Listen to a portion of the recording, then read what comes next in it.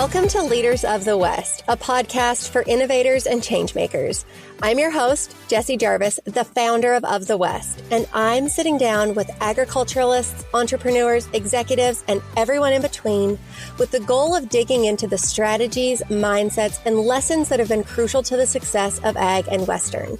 Whether you're carrying on the next generation of your family's operation, starting something from scratch, or determined to climb up the leadership ladder, we're going to inspire you to continue to dream big, growing not just you, but the future of agriculture and Western as a whole. Let's go.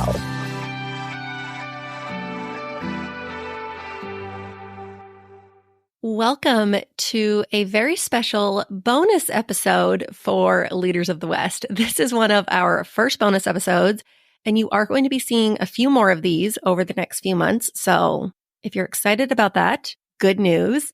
But this one is really, really special. That's not to say that any of our other bonus episodes are not special. They most definitely are.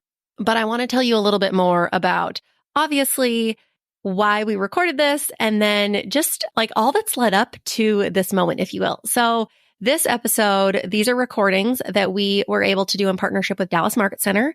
In case you're unfamiliar with Dallas Market Center, this is where retailers, so think of your favorite farm store, boutiques, they go to market to buy their inventory from brands or wholesalers. So Dallas Market Center hosts a number of what we call markets every year. There are markets in January, March, June, August, and October. I may have missed some. And they're always very specific. So there is an apparel and accessories market. There is a men's market. There's a kids market. There's one if a store needs immediate goods, meaning that instead of ordering seasons in advance, they are ordering things that they can have in their store in the next few weeks. And there are also Western and equestrian shows as well. So the American Equestrian Trade Association and the Western and English Sales Association, so ADA and WESA, they come together at Dallas Market Center in January and then again in August. So let's say a retailer is going to buy from market in August. They are typically buying for the upcoming season. So they're buying spring of 2025. In January, most of the brands that are there are going to be showing fall lines for that upcoming year. So next January 2025, the brands that are showing are typically going to be showing their fall 2025 lines. So that's kind of a brief overview of what Dallas Market Center is. And I had the first opportunity to attend Dallas Market Center back in 2018 when I worked for the Boutique Hub. And the first time that I had ever been was the trip where we were hosting our first annual boutique summit. And I remember being in the beginning stages of that planning and then to see that come to life. And now the Boutique Summit is one of the Boutique Hub's biggest and best events. It's brought in thousands of men and women from across the U.S. and different countries who have attended the summit and then usually stick around and buy during those market weeks because they're always held in tandem. So I am somebody who has been familiar with Dallas Market Center and the markets that they host for the last 6 years. And when Dallas Market Center reached out and asked if I would be interested in recording this podcast in their podcast studio during market in front of a live audience, I was really, really honored. It makes me kind of emotional to think about it just because when I first walked through those doors in Dallas in June of 2018, I remember being so wide-eyed. This building is absolutely massive. There are 15 floors. There's this beautiful center atrium where you can see all the way to the tip top of the building.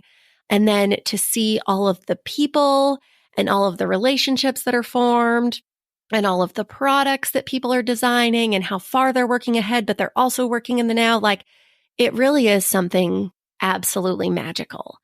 And I remember just being in awe when I was first there.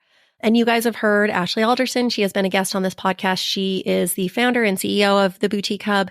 And knowing what an integral part Dallas Market Center has had in the growth of the Boutique Hub and being able to be part of growing her business in those same hallways. And now having Dallas Market Center reach out to me to host something of my own in those same hallways, like it really does make me emotional. And I'm just so honored to have had this opportunity. So here's what I've got for you for the rest of today. So these conversations are taken from what we recorded in person in front of a live audience at Dallas Market Center We have taken the audio and we are now bringing it to you guys so that if you weren't able to be in person, you still get a chance to listen to it.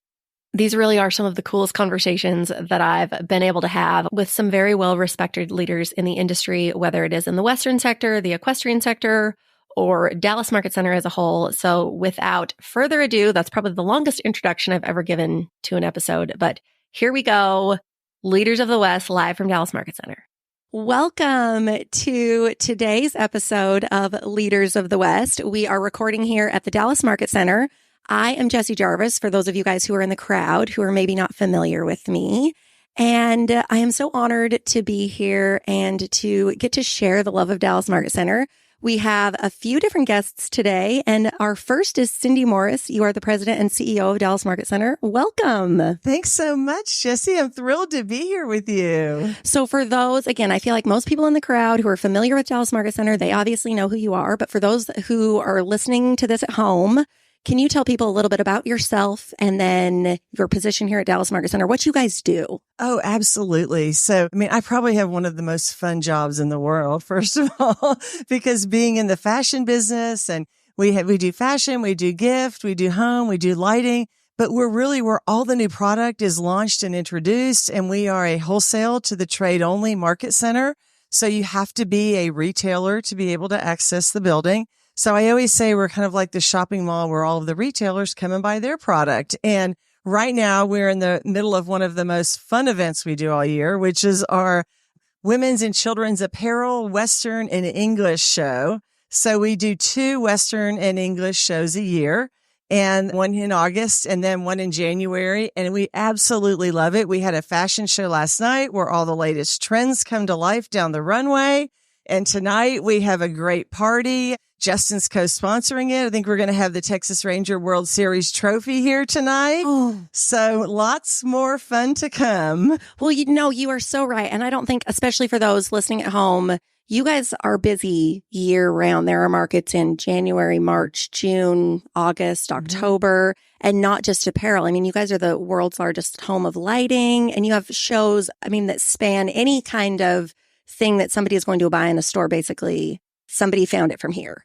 Absolutely. So, it's interesting because we do 4 gift markets a year. We do 2 lighting markets a year. We do 5 women's and children's markets a year, 2 men's markets a year, 2 English and Western markets a year. But we really time our shows around when the product line breaks. And so the product will break. And as an example, and this is kind of a crazy one that people never think about, but during January gift show is when all of the floral for the next Christmas holiday season is breaking. So the big retailers have to come in and place those orders, and they have to do it before Chinese New Year, which is in February, to get all their Christmas trees and wreaths in time for the next Christmas. So it's really an amazing cycle that all these different products go through in terms of when they show the samples to when the products actually ship and that whole timeline. And so that's what makes it such a fun business. It's all the industries and the markets and all the retailers and the exhibitors and the people you meet. Oh, absolutely. Okay. So today I want to talk a little bit about networking, because aside from buying, I feel like that's really what market is about, is coming and meeting new people, which can sometimes be scary, especially if you're coming in maybe for the first time and you've never met people before. But you are somebody who you're always meeting new people, whether that's, new companies that have a showroom here or a temporary space, or new reps that work for those companies, or new buyers. That doesn't necessarily work if you're somebody who is shy, which you're not necessarily shy, but what are your tips for being such a great networking person and meeting new people? I think what's really the most important is you kind of have to break the ice with people. And when you talk to people about, where's home? Where are you from? Tell me about your business. Tell me about, your customers. And the more you can learn about people, that's how you find those connections to them. And that's how you build those relationships. And Dallas Market Center is a family-owned business. The Trammell Crow family actually owns it, Crow Holdings. And so really it's instilled upon all of us, it's relationships. And it's a relationship business. It's connections. It's learning about people and meeting people, because, you'll meet somebody one day and whether, that relationship, how it evolves over time, it's different for everyone, but you always end up connecting again down the road. Okay, so you just mentioned how your relationship evolves over time. And this is something that I think a lot of people, again, struggle with, is the follow-up. What are your tips for following up with people that you meet at an event like this or at any event? Because, maybe those listeners at home, maybe they're going to a cattle industry event or a farming industry event, and they don't necessarily want to seem like a creeper, like, hey, remember when I met you? But the follow-up is important, and that's where we lose a lot of sales or relationships because we're not necessarily willing to follow up. So what tips do you have there? Well, it's interesting because I think there's lots of different ways. I mean, you can follow up. Obviously, one-on-one is one thing. And you're right. I mean, sometimes your relationship is where you feel more comfortable emailing them one-on-one or not. But we use lots of different vehicles and ways that we follow up. Sometimes it's more in masses with people, and we'll create a group, kind of some type of group text or group chat, or we'll do things via video. We used to send everything in writing, and now we've learned people don't read everything. So we do so much more video and just different ways of even networking. I mean, ways that you can just engage people. But, I love to do a lot of one-on-one follow-up. And as an example, we do a magazine twice a year, Spark Magazine, and I send an email to all of our exhibitors whose product was featured in Spark, and just saying, hey, thanks so much for letting us use your product. I want to make sure that you saw it. And over time, they may not, feel like they had that connection initially, but the more you communicate with them, people stop me now and they're like, thank you so much for the email, or thanks for, I love conversations with Cindy, because even though they may not know you personally yet, they will build that relationship over time. Well, and I think one other thing too that I've really realized is if you saw something that you liked of somebody, let them know via the email. Like, let that be your follow-up. If you say, hey, I just wanted to follow up with this. I loved your booth, or I loved what I learned there, or I loved whatever it was. Like, when you kind of give people a compliment in that way, even if it is a week later via email, that's a big thing. It is a huge thing. It's a huge thing because, so many people come here and they're showing product, and we even do, we have a lady who does seminars for new exhibitors just to teach them how to enter the trade show world, because some people come, it's their first trade show. They're just launching a product, and this is how you need to make your appointments, how you need to engage with people. And so it's, they come here and it's their first time, and just any interaction with them, talk about their product. Where did they make it? How, they source it? What was their idea generation behind it? I love that. Okay. I have a couple more questions. One is specifically a tip. I asked my friend and your employee, Amy Harper, earlier, but how do you remember people's names? You meet people all day long. What is your trick for remembering people's names? This is something I struggle with. It's something that most people struggle with. Amy gave me the best tip yesterday, which I'll share later. But I want to hear you, Cindy. What's your tip? Oh, it's usually I try to come up with some connection to them. And then once I have that connection, I kind of tuck that away in my mind. Like, as an example, I mean, there's one of our exhibitors on 14 who actually he lives where my lake house is. And so it's kind of like I have that connection with him, but I always think of a way to connect with them and then to remember their name from there. But I will tell you that, I think I'm pretty good remembering names, but what my staff always really just teases me about beyond belief is how I remember numbers, because I always remember numbers, not ever tell her a number because she will never forget it. Well, that is the same tip that Amy gave us yesterday. She said, you've got to remember something. But I will say, a few minutes ago, before we were on air here, I met a woman and she introduced herself as Alice from Dallas. And I now remember her as Alice from Dallas. I'm not going to forget that. And then she made a little joke. She's like, I'm actually from Fort Worth, but I'm going to say this so you remember my name, which was genius. That's perfect. That's absolutely perfect. Okay. So last question as far as networking goes. Okay. And that is, when it comes to something like this, obviously we talked about, it can kind of be scary to meet people in person. And the online world is great and we think we know people, but there's truly no connection like there is when you're in person. Obviously on a retail side, people can buy from brands online, but it is completely different when they walk into these halls of market and they meet people and they can feel things. And can you just kind of give your 2 cents on the importance of maybe getting out of your comfort zone and meeting people in person? Oh, absolutely. It's interesting because you're right. Product can easily be bought online, but when people come in and you can touch and feel it, and we always tell people you have to explore, walk every floor, walk every aisle, because you will find something tucked away in a showroom. And there's one of our retailers out of Houston who's a huge store. They sent one person who just walked the entire show, every gift show. They walk every aisle, every booth of temporaries, because you will find a gem somewhere. And that's what any retailer needs to find is what is that product that's going to differentiate you from your competitor? And so we'll have like our gift retailers come in and some of them carry a little bit of apparel.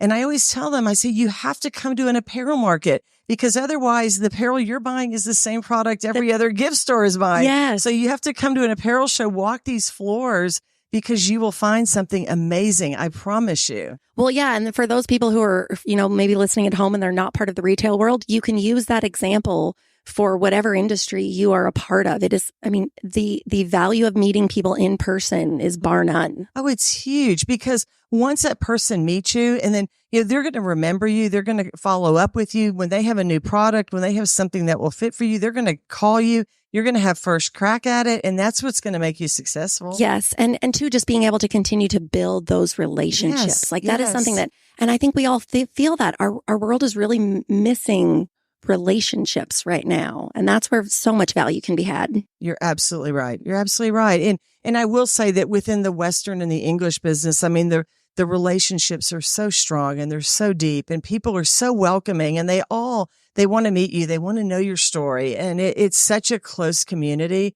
And I think that's what makes that business so special and unique. Oh, okay. So for those who are maybe in the audience and they're not listening from home, if you're a new Leaders of the West listener, we always have rapid fire questions at the end of every interview. So these rapid fire questions are different than the ones that we ask all of our other interviewees, but everybody today is going to answer these same questions. So first one, what would you go back and tell your younger self?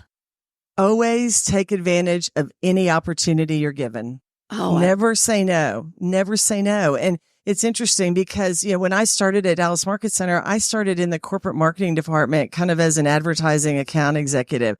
But you always learn. Everything you try and you do, you learn. And that's the most important thing in life is learning. And it better prepares you for the future. And I tell that to my boys all the time. They'll say, "Oh, but Mom," I'm like, "No, do it. Try it. Try it. Try it." I firmly believe that. That is one of the things that I stand by as well. Okay. If you could be invisible for a day, what would you do? Oh my gosh. If I could be invisible. I've always thought about, wouldn't it be great to kind of be one of those undercover boss people that could just walk around market and see everything that's going on without people knowing you're there. But I would love to just be able to walk around and see with people not knowing who I am and to be able to engage with them and learn from them. I just think it'd be a blast. I could echo that for sure. Okay. Last question. What is something about you that people may be surprised to know? Do you have like a fun hobby or? This is so funny because people laugh every time I say this. So people say, what do you really love to do? And I kind of go back to my lake house and I went in one day to John Deere and I bought myself a big 60-inch zero-turn lawnmower. And I get on that lawnmower and I put these earplugs in and no one's asking me a question. No one's bothering me. And I mow that lawn and it is so beautiful at the end of it. And I'm like, look what I've accomplished. And it's just peace and quiet. So, and every time I go in there now, they're like, okay, what are you going to buy today? Okay, now we all know Cindy Morris, the president and CEO of Dallas Market Center, mows her own lawn with a zero turn, and that's where her happy place is. It is. Because my husband's like, "Oh, I'll do it." I say, no, just let me go do it. Just please. I'm just so happy there. It's just quiet and fun. And it's such a sense of accomplishment because it's so beautiful when it's done. I love that. And yeah, nobody can bother you. You can't check emails. You're not going to answer a phone call. It's too loud. So you really do have I'm that way on a flight. I never buy the internet because I'm like, this is 2 or 3 hours where I cannot get online. I cannot be bothered. I can kind of have some peace in life. Well, it's true. And this really super funny story. So a couple of months ago, our former CEO, Bill Windsor, called and he said, "You're never going to believe what happened to me." And I said, "What?" And he said, "Well, my phone got chewed up by my lawnmower." And I was like, "What are you talking about? Why did you have your phone on your lawnmower?" And it dropped out of his pocket and it was in a bag in 1,000 pieces. But I was thinking, see, that's why I'm so happy because I don't have my phone on my lawnmower. Oh, well, Cindy, thank you so much for today. This has been a blast. And I am so honored to have you here. And I just enjoy any time that I'm ever around you. And now I love the fact that I've gotten to share you not only with our audience here, but with those who are listening at home. Thank you so much, Cindy. I appreciate it. Thanks for having me. This has been a blast. And thank you for being here at Market. We love having you here. Oh, well, thank you for the compliment. Okay, welcome back. So we had our first guest, and next up, Ryan Vaughan. You're the CEO of Rios of Mercedes, which is a family of boot brands. Can you real quick spit them all out for us? Rios of Mercedes, Anderson Bean, Olathe, Horsepower, Macy Bean, and all of the kids' brands that go along with them. So basically, for those, again, listening at home, I know you guys, you wear them, you've heard of them. There are a lot of things that we could talk about today. You have been in this position for decades. You work with your wife's family, which that could be a whole other episode, because those of us in family businesses, working with family is tough, especially when you are the outsider as a man. My husband is in the same situation. He works with my parents, and some days it's great, and maybe some days it's not. But today I really want to talk about leadership and sales, because I've heard through the grapevine that those are the things that you excel at and that you're really well known for.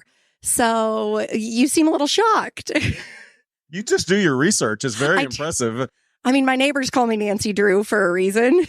I was telling her it's even surprising she spelled my wife's name right. Jody, Jode. In an email, everybody always does a Y or an IE. Anyway, very impressive. Well, thank you. So I guess before we get to all that, can you tell us a little bit about yourself, the company, and kind of how you came to where you are? Sure. Yeah, my father-in-law, Trainer Evans, him and his dad bought the company, Rios of Mercedes, back in 1973. So it's been in the Evans family for 50 plus years. And they started Anderson Bean, which is actually named for Trainer's mother and grandmother, Helen Anderson and Macy Bean. So he always wanted their fifth generation West Texas, New Mexico ranchers, and he thought the ladies never got the credit that they deserved. So that's where the Anderson Bean comes from, 2001, which has roots to 1870. Anyway. And then we started Horsepower and Macy Bean, which are our brands that we make in Mexico. So our more price point oriented brands. So that's the family of brands, all roots off of Rios of Mercedes. I was raised down in the valley, down in South Texas, and my family's actually got a chain of auto parts stores. So that's what I was always going to do. So I was used to working in the family business where you get all of the jobs that nobody else wants in the summers, and you got to work twice as hard as everybody else to get respect. So when I came down and put my resume in with Rios, it was an eye-opener being the golden boy coming back from college and plugging right into a boot factory. But it was exactly where God wanted me to be. So it's 25 years later, came through the ranks managing daily production and purchasing and traveling, working on the road, doing markets and things. And thankfully we've built a great team, and I'm able to lead as well as I can. But it's a fun business and it's a fun industry. So really happy to be a part of it. Well, I'm sure that's part of what makes you such a great leader is you didn't necessarily come straight into the top. You have worked in all of these different positions. So you have a really good understanding of all of these parts and pieces of what makes things work and how they need to work. And you've been in those shoes before, literally.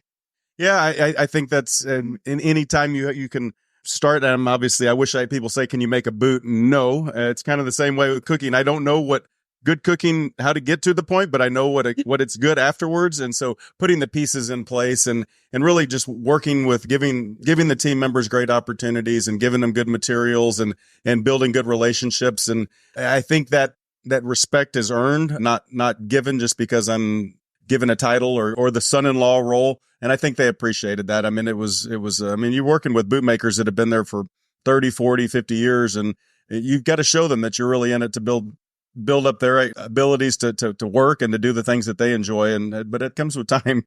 It didn't come overnight. No kidding. Yeah. Especially 25 years, right? I mean, you have really put in blood and sweat and tears, and it's not been easy, I'm sure. So back to being a good leader. And I'm sure, again, part of that is just because you have done all there is to do.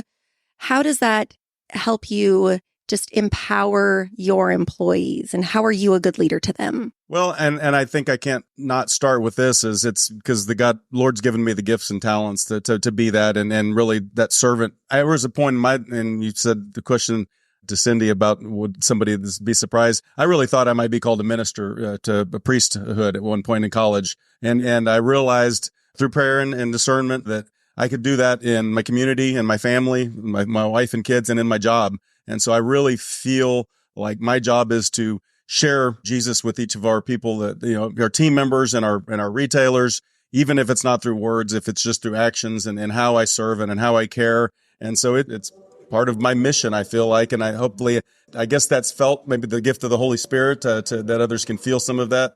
But leading through example, it's not the easiest to explain, I guess. I don't have a master's degree. I don't have a doctorate. I'm not super well spoken. But it's one of those things where I'm going to work really hard to try to make sure that everybody's in a great spot and that they can use the gifts and talents that they have. And I think people appreciate that, I guess.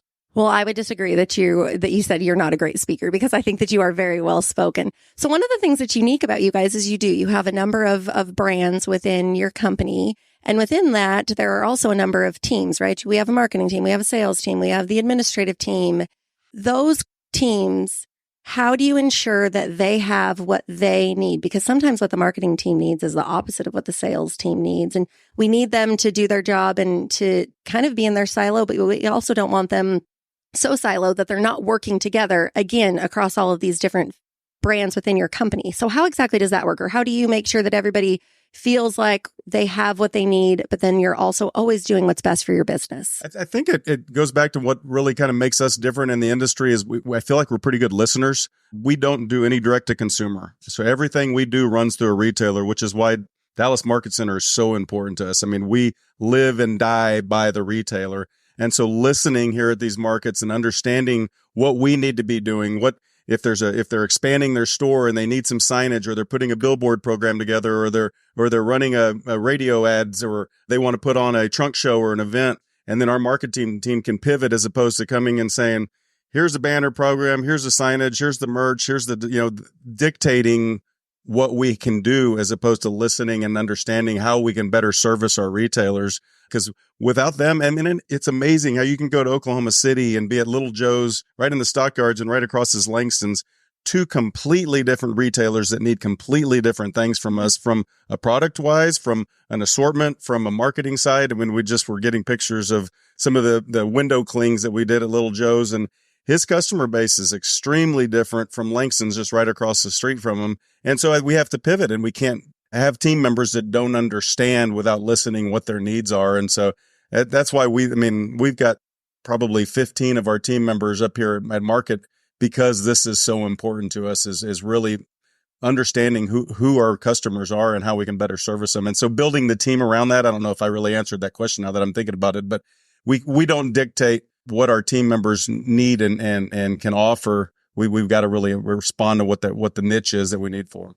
Well, and I think you made a really good point about, especially when it comes to your customers, it is not one size fits all at all. And I know that with Up the West, we work with farmers and ranchers who they need to hire one employee. And we also work with large companies who are hiring 3 employees every day. Like they always have 3 jobs on the site. And, what works for one does not work for other. And even in different sectors, what works for somebody in the livestock industry isn't necessarily what's going to work in Western sports. And it isn't a one size fits all at all. Well, and especially we're down in South Texas, southern tip of Texas, which is not, we do 0.1% of our business is done where we live. And so we've got to go out and experience it. And so it's hard to find people down in the valley that understand our market. And so finding a sales manager that can live it and speak it, especially, our core business is the competitive horse show world, cutting horse, rein cow horse. And the golden triangle for us is Amarillo, Oklahoma City, Fort Worth. There is a horse show. There's an event going on every day. And so it's hard to be down in South Texas and living and breathing what we do down there is very different than what our customers and our retailers live and breathe. And so we have to go out and experience it or find people that know it and understand it so that we can better present and better serve. So, and I think if you're doing things the right way, they naturally gravitate and there becomes, just like me being here, it's because of Ashley. A lot of the relationship that we just immediately hit it off. Good people surround themselves with good people, and obviously you are good people, and you hang around with good people, and I think that people are attracted to that, and it's nice that you usually have people that want to come work and want to come do the things that we're doing together. Oh, well, thank you. I feel like maybe that I'm a little deceptive. Maybe I'm not really that good as you made me out to be, but I really appreciate that. Okay, so on the topic of sales, obviously, when you come to market, sales and relationship building or networking, those are the 2 most important things here. How do you equip your sales team to be the best that they can be? See, we live in 2 different worlds. So part of our business is domestic boots, where our sales reps are working swatches. They're designing boots. We build boots specifically for the customer and design in their store. So it's custom made for the retailer. Wow. And so it's a beast. a beast, and not many sales reps are used to doing that. The other side of that is our import boots, where we have set stock boots, inventory, and you just sell off of that. Our sales manager, Scott Miller, is just an amazing individual, and he comes from a retail background, and he does an amazing job of putting line assortments together and really presenting product line. But it goes back to understanding who your customer is. So you give them all these tools, but if they're just forcing stuff upon a retailer and they don't know what the retailer needs, so it's that listening and learning and being in the store. Where just about all of our reps are extremely proactive about it, but in-person meetings in the store. And so when you're there, you can start recognizing, hey, I thought you used to have brand X with a crepe sole or 11-inch tops. And if another brand happens to discontinue a style or something, there's an opportunity for us that maybe we didn't have before. But he had pitched that 11-inch top 5 times and gotten a no. But if you don't know that, now there's an opportunity, so then you present the right thing. So again, listening and learning and understanding what our customers need, as opposed to taking the tools that we give them and forcing them upon them. You end up, next time you go, the boots are sitting there on the shelf. You're trying to present new things, and they go, yeah, what you sold me in August still doesn't sit on the shelf in January, and you lose trust in there. So there's lots of selling tools, and lots of, especially on the design side of things. But man, you can go sideways real quick designing boots for a store and putting really ugly stuff together. So anyway, I could go in on my custom design Nike shoes that I did for anyway. If you don't know what you're doing with the materials you've got, it can get ugly really quick. So I can imagine. Well, and I think too that kind of goes back to the idea of being a solution-based business. Like, yes, you have a product to sell, but you are solving a problem for somebody. And that is, I think that, again, that can kind of be hard when you do have an inventory that you're selling and you see yourself as a product. But we do need to have solution-based businesses. We need to be solving problems for people. Yeah. I mean, one of everybody's biggest problem is you got to make money. And that's one of the things that we don't compete with our retailers. And they love that about us, because if they design a style for their store, just say, we'll say Michael Kahn, he was in the store yesterday, Texas Tech, Lubbock. He designs a pair of black full quills with a red top with black and white stitching, Red Raider all over it. Kid comes in and says, man, that's a great looking boot, but I'm going to look online and see if I can find it cheaper. Guess what? He's not going to find it, because Michael designed that specifically for a store, so he can make a really healthy margin on it. And that's a really nice thing for retailers, not to find it on the vendor's website or on eBay or on Amazon. And so, I mean, that's a simple problem. You got to make money, but yeah, finding some things that they need in their store that can really help them build trust in their communities. Most of our retailers are mom and pops, second, third generation, and very rural communities. And so they're going to see the people they're selling to at dinner that night, or at church the next day, or at the horse show. And if they don't have their trust, it's going to be really hard to do business with them. So they need to be selling products that they can be proud of, that they know are going to continue on their reputation of being, upstanding and having good quality product in their community. And they're supporting their 4-H and their FFA and supporting their community. So hopefully it's a full circle of, we give them good products that they can sell and build and make money and be a part of their community, and comes full circle. Oh, that totally is full circle. Okay. One other question that I want to ask on sales, and then we'll get to this rapid fire round that I didn't prepare you for on purpose. So for those obviously here in the audience, they're probably going to be more retail or wholesale brand based. They're selling an inventory based product. But for those who are listening at home, we have a lot of people who are maybe selling direct to consumer beef, or what, maybe they're farmers or ranchers, and they still have to sell their products. So there's different types of selling. Question number 1, how do you focus on being somebody who's not necessarily worried about your competition? I mean, there are a pile of boot brands here or anywhere. It's kind of like when you go down the wine aisle or the bread aisle. I mean, there are a variety of different wines and a variety of different breads. How do you just focus on yourself and your brands and not necessarily worry about what other people are doing or dog on your competition? Because I think that's one thing that I see a lot right now that really is unfortunate. And you guys do a really good job of that. Of not dogging. Of not dogging. Yes. I want to clarify. No, it's the same thing. We were talking football last night, and Chiefs and Cowboys and things. And I'm just always going to talk good about my team. What is your team real quick? The Cowboys. I'm sorry.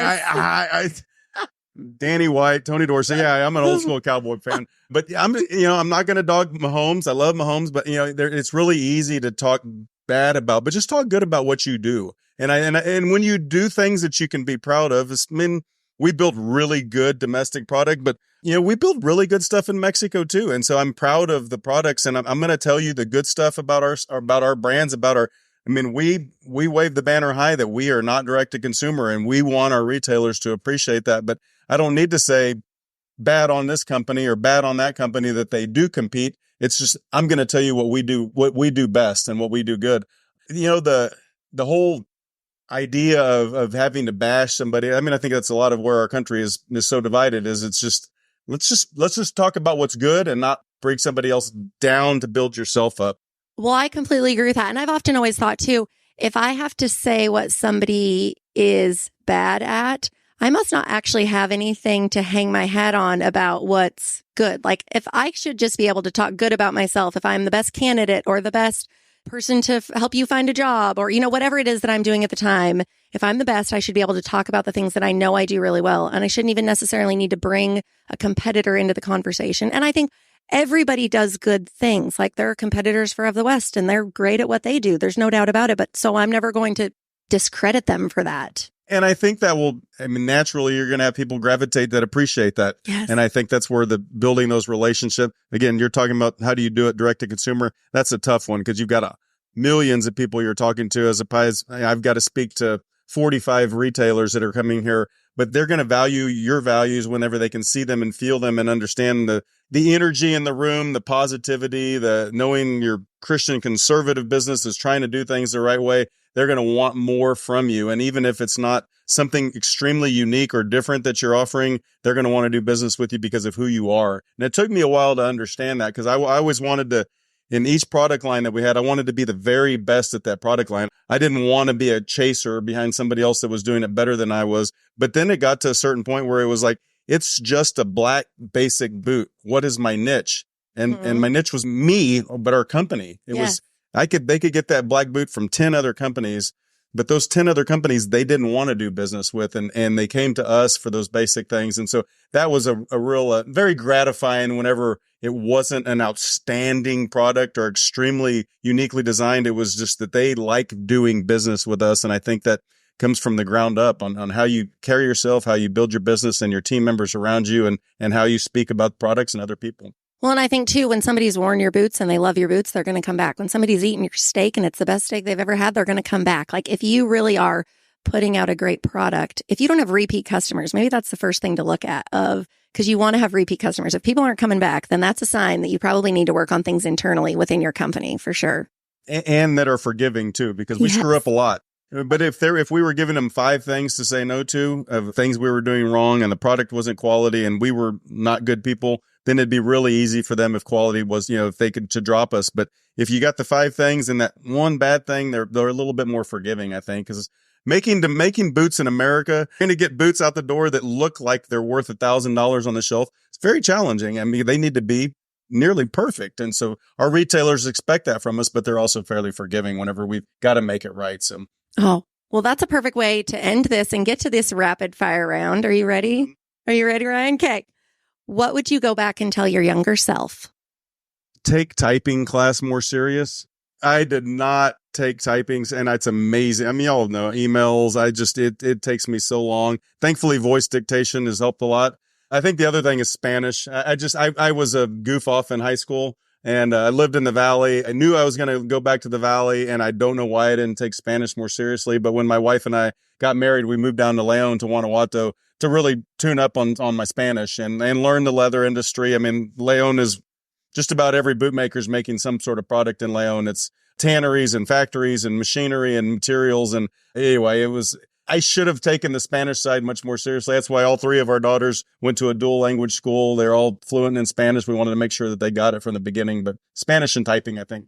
Well, I will echo you on the Spanish because I also didn't take it very seriously. And my husband, who now has been back on our ranching operation for 10 years, he and our employee, Gustavo, they're the best of friends, as thick as thieves. But we always joke that my husband speaks ranch Spanish because he speaks really good Spanish on the ranch. But anytime he comes in to their home and then Angelica starts talking so fast and he kind of has this like deer in the headlights look, like I don't know what she's saying, but I'm like, how can you not know? It's all the same. But I get myself into some predicaments sometimes because people think I know more than I do. My vocabulary is fairly limited. Conversation Spanish. I can do some pretty good amount of leather and boot making stuff. But you start getting into talking with your aunt who has chemotherapy or something. Like, I don't know those medical terms and things. Yeah. So, boot Spanish, but not house Spanish. Okay. And all the bad words. You and Justin would fit together perfectly then. Okay. If you could be invisible for a day, what would you do? I love being in factories, and I would love to be able to go into some other factories where I'm not welcomed or not, people know, just to see and learn how other people make things, how other people do things. I mean, even automotive, I'm going through a Tesla factory or a Ford plant. You can always learn something in systems and production flow and in signage and in safety and what team's wearing and how do they build up morale. I love being in factories. And I think that's part of why it's built. Like I said, building stuff in the United States is very challenging. You have to love it. You have to really love making and working with 200 bootmakers on the daily. And so learning more from other factories would be great if I could just walk in there and take a day cruising around. That's a good one. No, I like that. Okay, I would go hang out with Warren Buffett. He wouldn't know I was there, obviously, but I feel like I want to hang out with somebody who is very kind of the same thing. Like, I'm never going to get in the room with Warren Buffett. So that'll probably make you more money though. Yeah. Well, no, I don't know about that. Okay. Final question. What is something about you that people may be surprised to know? And I brought that up about the ministry side of things. Yeah. I was not expecting that. Yeah. So I already shared that one. I really enjoy running, which is weird. Yeah, my morning runs, it's where I really find peace and prayer in the mornings, and that's starting my day quietly and getting a good sweat going and then jumping in the pool before I get my day going. Yeah, people are usually surprised that, I think cowboys aren't supposed to run. Yeah. I'm a sure enough cowboy, but it's like, you take your boots off, you got running shoes? And it's like, yeah, I got some running shoes. And I used to hate running. I hated it in high school and in college. It was a torture to go out and run. So I think it's one of those changes in life where you've got to find quiet time in your day to get started and get rejuvenated and start your day off the right way. Okay. Well, I will tell you guys, if you see me running, everybody else should start running too. Because I'm not a runner at all. No, we all need to be running if you ever see me running. Must mean they're yeah, exactly. Yeah, I feel like I always joke that I run. The only time I ever run is from like a mad mama cow. Like, that's when I get my heart rate up for the day. Well, Ryan, thank you so much for sitting here and hanging out with us today. This has been such a good conversation. We're going to have to continue it. Maybe we can get you and Jody together on the podcast. I think that would be a fun one. That would be fun. She's much better, much more eloquent than I am. Oh, I hardly doubt that or believe that, but I'm sure that would be an awesome conversation. Thank you so much for being here. I've enjoyed it. Thanks so much. Perfect. Okay, our last guest of the day, Jill Tweedy. You are the founder and CEO of Tucker Tweed Equestrian. Can you tell us a little bit about you, how you founded this company, and what the journey has been like since its beginnings? Sure. Good morning, and thank you for having me. I've been manufacturing handbags for 13 years, and I tell people who don't know me that I'm an accidental business owner, because I am. I think a lot of people who are listening can probably relate to that. I'm an accidental business owner also, I think. Yeah. So hang in there, women. There could be a business in your future too. I was invited to a Women of Faith conference in Charlotte, North Carolina, probably about 15 years ago now. And I'm a horse girl. I've been riding horses since I was 4, and my 3 beautiful friends came with their beautiful luggage, and I had my typical horse girl luggage, which was freebie luggage from my husband. It was HP nylon, ugly, but practical, because I'm a horse girl, and all my money is spent on what? My horses. So for Christmas, after that event, it was in the fall, I asked my husband if he could find me a piece of luggage that had a horse on it. And what he gave me for Christmas didn't have a horse on it because there wasn't any out there. So after Christmas, he asked me, he said, what would you have liked to have found? And I described it to him. I said, like a heavy duty canvas with leather accents and then a big embossed horse on it. And we're walking on the beach in Hilton Head, South Carolina. And he looks at me, and my husband's a serial entrepreneur, has bought, sold many businesses, created many businesses, sold them, didn't buy them. He started them all. But he looks at me and it's like a dare. And he goes, don't you think other women want that too? And so the conversation began there. And then I searched far and wide to find a manufacturer in the U.S. and then beyond that could create luggage for me. And at the time we were in a recession, so people weren't traveling. If they were traveling, they weren't buying luggage. So I kind of put on the shelf until the next fall. And then we went to Lexington, Kentucky for the World Equestrian Games. And there's beautiful women there like you women of all ages. They're all carrying handbags. There wasn't a horse on a single handbag in the horse park. And I looked at these women and I thought, here's my market. A year later, we brought the Lexington to market. That was our first handbag.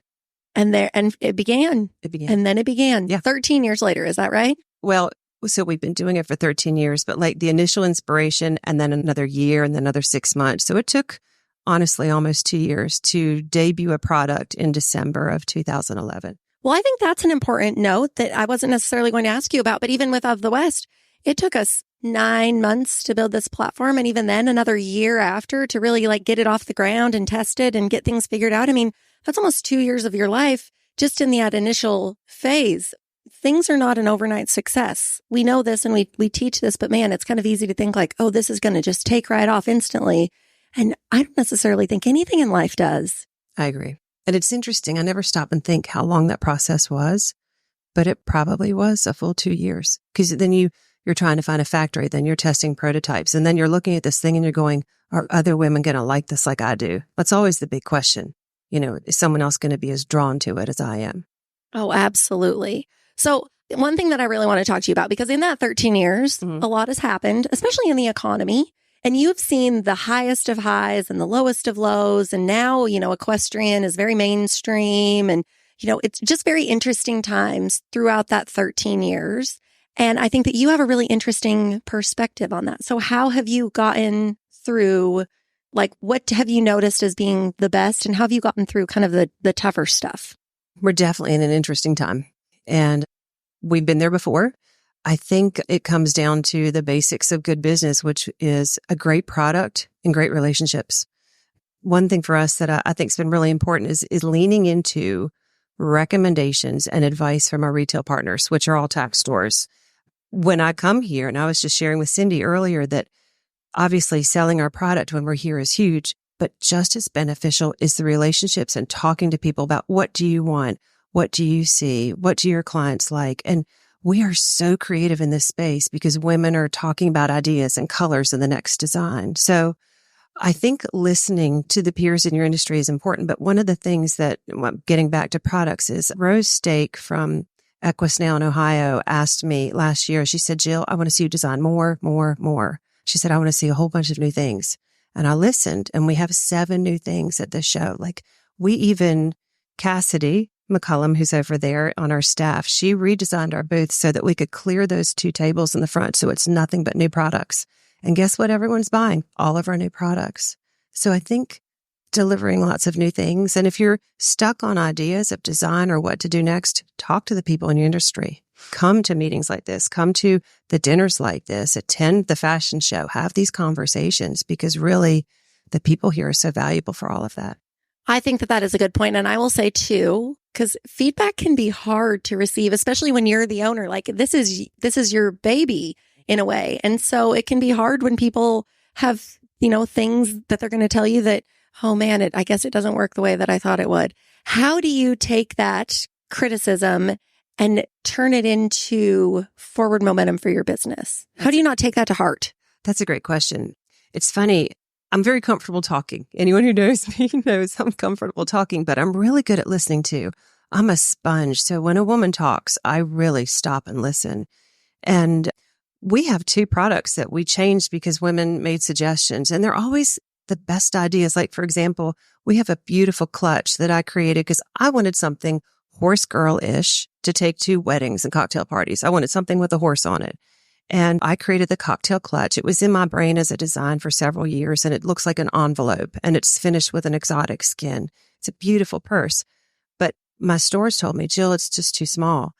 And I'm like, okay, we can do something with this. And I immediately made it bigger. I mean, I didn't mind. I needed the feedback. I mean, I feel like if someone's going to give me their honest opinion, I look at things very optimistically. The glass is always half full. So I get right to work on making it better. Same thing with our overnight bag. It's a beautiful bag, which really checks the box of what I wanted all those years ago. It is a true overnight bag, and it's beautiful, and it's nylon with leather accents. But someone asked me, they said, Jill, can you put a trolley sleeve on the back so you can slide it over your rolling cart so it stays put? And I thought, sure, why didn't I think of that? Where were you when I designed this bag? So, you know, people have asked us to keep our prices as we do, which we always have. We never discount. But because of people's input, we're actually going to have 2 items on sale for the first time ever, but for good reason. The cocktail clutch, we have a little bit of stock left in the smaller size. Okay. So we're going to discount it because we now have the bigger one. Same thing in the try-on travel. We've got a little bit of stock left that doesn't have the sleeve on the back, but we've added the sleeve on. So I appreciate the input. I look at it as input rather than criticism. Well, I think so too. And in a way, it's like free advice, right? I mean, again, it can kind of be hard to hear, especially when you are the person who's created everything and you're behind the brand. You know what? When we get constructive criticism, like there's a second where I'm like, okay, well, that was a bummer. But then I know that I've got to move forward and I'm going to take that to heart and I'm going to listen because I can make this better. But you kind of have to put your ego aside. You do. I had a woman probably 3 years in, a woman who lives in my town of Morrisville, North Carolina. We're just north of Charlotte. And beautiful horsewoman, beautiful farm. She's known to have a massive collection of Louis Vuitton. She's got great taste in handbags. And she bought one of our handbags and she sent it back to me and she said, I only sent it back because I don't know that it's going to hold up. I don't know that it's the quality of Louis Vuitton. And I could have gotten really bummed Offended, about that. yeah. And instead I called her and I'd never met her. I just knew who she was. I called her. I said, let's meet at Starbucks. I want to hear what you think. We met at Starbucks. I asked her what she liked, what she thought I should be doing differently. And out of that conversation became the James River carryall. And the very first one we did do in color similar to what you would see in a Louis Vuitton, that beautiful caramel with leather accents. But we created a handbag that is a stock item that we're never going to retire. It's like that steady Eddie in your barn. I mean, it's like a draft cross. It can carry everything. And that came from me not getting offended and instead saying, tell me what I need to know. I love that. And when you're able to receive that, I swear, great things are going to happen. Okay. One final question before we get to the rapid round, because we've talked about how important I would say partnerships are, as far as I think that you would consider your retailers to be your partners and your customers to be your partners. Yes. But you have a fun little partnership coming up that we can't probably divulge too much information about, but it's a Western equestrian crossover. It What is. can we tease for people? I can tell you that there is a brand on the West Coast, Milton Manesco. Allie is so clever and she has such a great eye. She does. For style, for trends, for what people love, what women love. And she has more of a Western influence. I have an English influence and we're kind of marrying it together for the ultimate vibe. It's a small piece, but it's a piece that we sell multiples of every day. And it has a little bit of an English aesthetic and a Western aesthetic together. You don't even have to ride horses to own it. You're going to love it.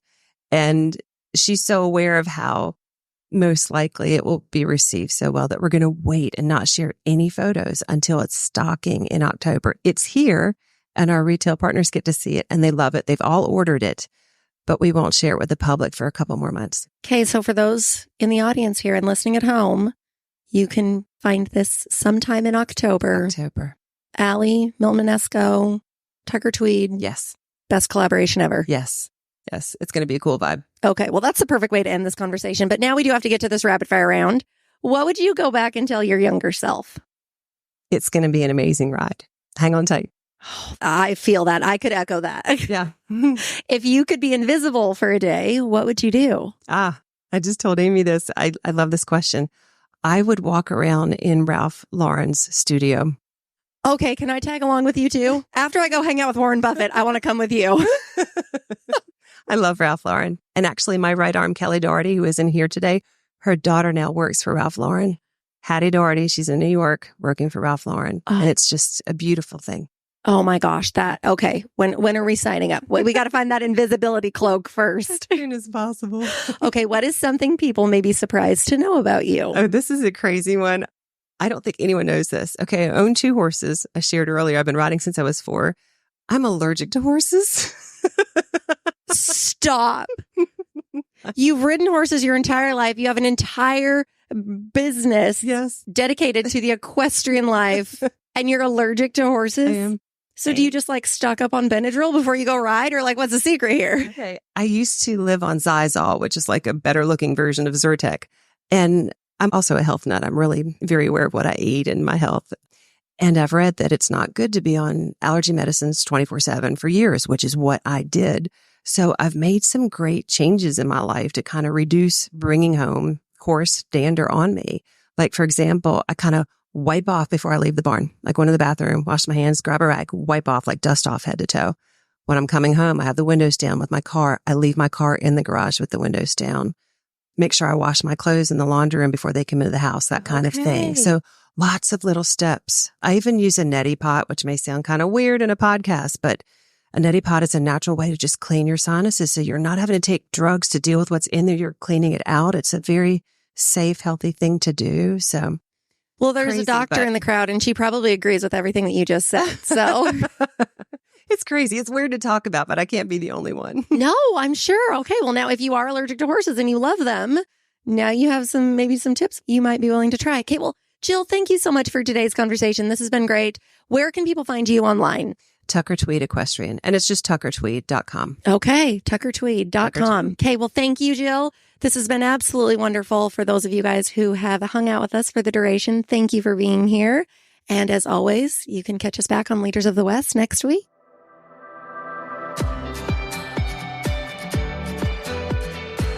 If you loved this episode, do us a favor and share it with someone else who might find just as much value in it as you did.